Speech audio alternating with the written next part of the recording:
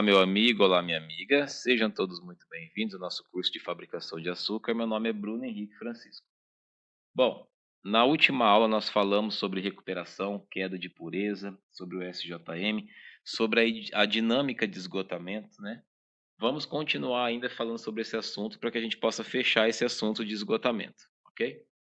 Bom, esse slide aqui eu já mostrei na aula anterior. Nós vimos aqui a diferença que existe, né, entre a recuperação de uma fábrica de 3 massas e a recuperação de uma fábrica de 2 massas.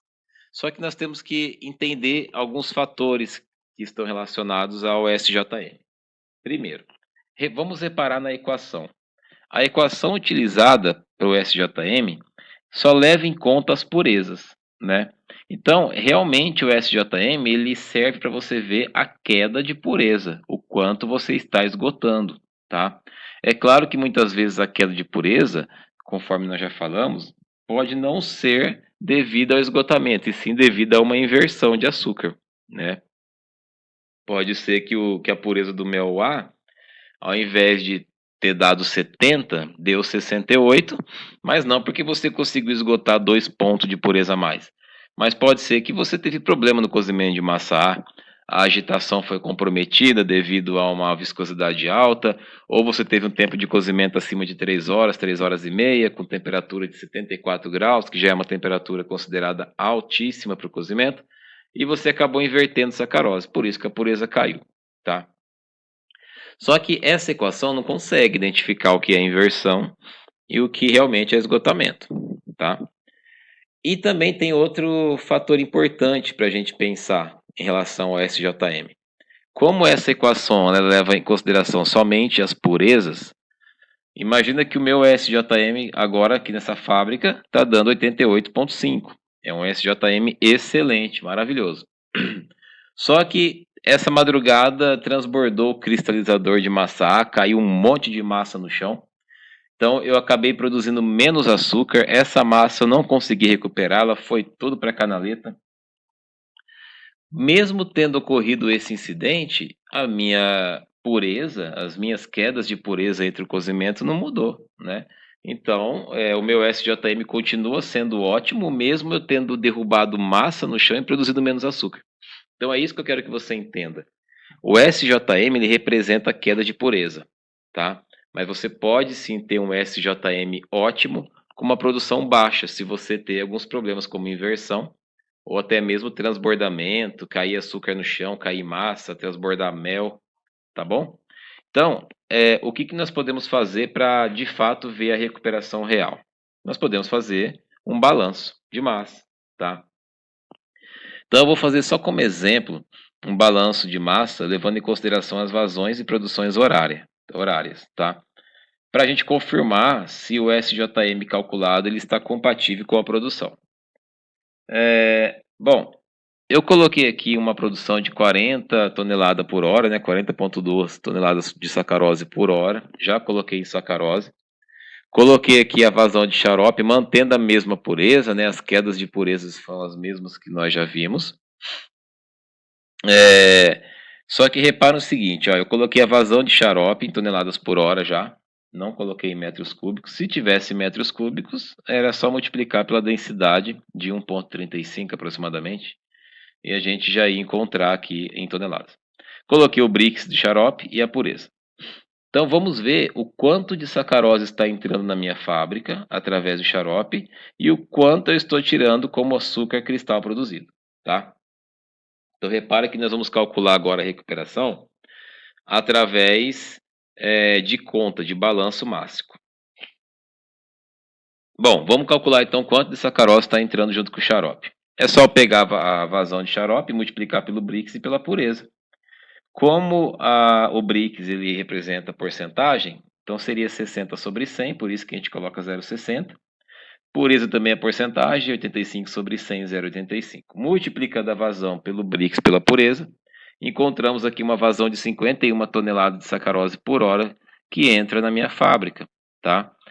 E dessas 51 toneladas, eu estou conseguindo produzir somente 40. Então, esses 40,2 que eu produzo, representa quantos por cento do total que está entrando? Aí eu acho a minha recuperação. É o quanto eu estou recuperando na forma de açúcar cristalizado, né? Como produto acabado. Então vamos fazer essa conta. Sacarose produzida dividido pelo que entrou no xarope. 40,2 toneladas por hora que eu estou produzindo, dividido por 50 toneladas por hora que está entrando via xarope, eu encontrei 78,91%, tá? Compatível com o SJM, eu coloquei isso de forma proposital. Então repare que esse SJM, mesmo levando em consideração somente as purezas, está compatível com a produção da minha fábrica. Isso significa que eu não derrubei mel no chão, massa no chão, não joguei açúcar fora, né, derrubando, não tive altas taxas de inversão. Só que é muito difícil você fazer esse tipo de acompanhamento, tá? Por quê? Neste caso, existe a dificuldade devido ao açúcar em processo e o tempo de retenção da fábrica. Eu não consigo fazer essa conta aqui horária, né? Igual nós fizemos aqui. Eu teria que pegar um período maior. Posso fazer na semana, por exemplo. Eu continuo calculando o SJM diário, né? Para sair no boletim. Ok. Só que eu posso, por exemplo, se eu tiver um bom medidor de vazão e eu ter lá análise de BRICS e pureza com uma rotina maior, por exemplo, a cada 4 horas via laboratório, ou eu posso até mesmo usar o BRICS de um refratômetro online, né? Um instrumento medidor de BRICS que possa estar instalado na linha de xarope.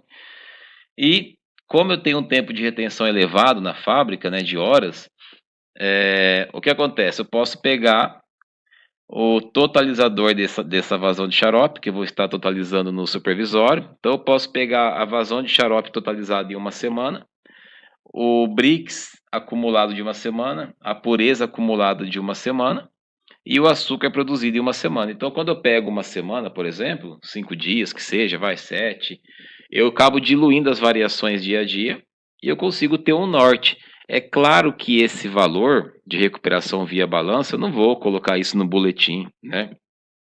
Mas você pode fazer isso, por exemplo, para você entender como que está a dinâmica, se você está jogando açúcar fora, se você está degradando. Aí você vai comparar com, por exemplo, se você fizer isso na semana, pegando os valores totalizados da semana, você vai comparar com o SJM acumulado da semana, que você tem isso no boletim seu, no laboratório, tá bom? Então isso é legal para você ver se o seu SJM acumulado, ele é compatível com aquilo que você tem produzido. Vai ficar sempre aproximado, né? Você ainda vai ter açúcar em processo, mas você já consegue ter uma boa visão, se está correto ou não, tá? Então, por exemplo, caso o SJM real, né, se você fizer isso, não fique próximo do SJM calculado, significa que alguns desvios podem estar ocorrendo. Primeiro, é que de fato pode ser que seu medidor de vazão não está medindo bem, as análises do xarope não estão bacanas, né? Ou você está medindo o açúcar produzido errado. Então, se um desses daqui estiver errado, já era. Você não vai conseguir ter esse parâmetro. Mas se tudo isso estiver o correto, pode ser o mais provável, né? Você pode estar, por exemplo, degradando sacarose. Então, se você tem os instrumentos e as análises e a medição de produção tudo bonitinho, confiáveis, então provavelmente você vai estar, se você tem indícios aí de degradação de sacarose, tá? Você está quebrando sacarose, invertendo ou até mesmo continuando a degradação dos ARs em ácidos e outros componentes, ok? Bom, então eu queria que você até aqui entendesse que o esgotamento da fábrica ocorre via crescimento de cristais, que o SJM é um indício de queda de pureza, ele te dá um bom parâmetro de queda de pureza, tá?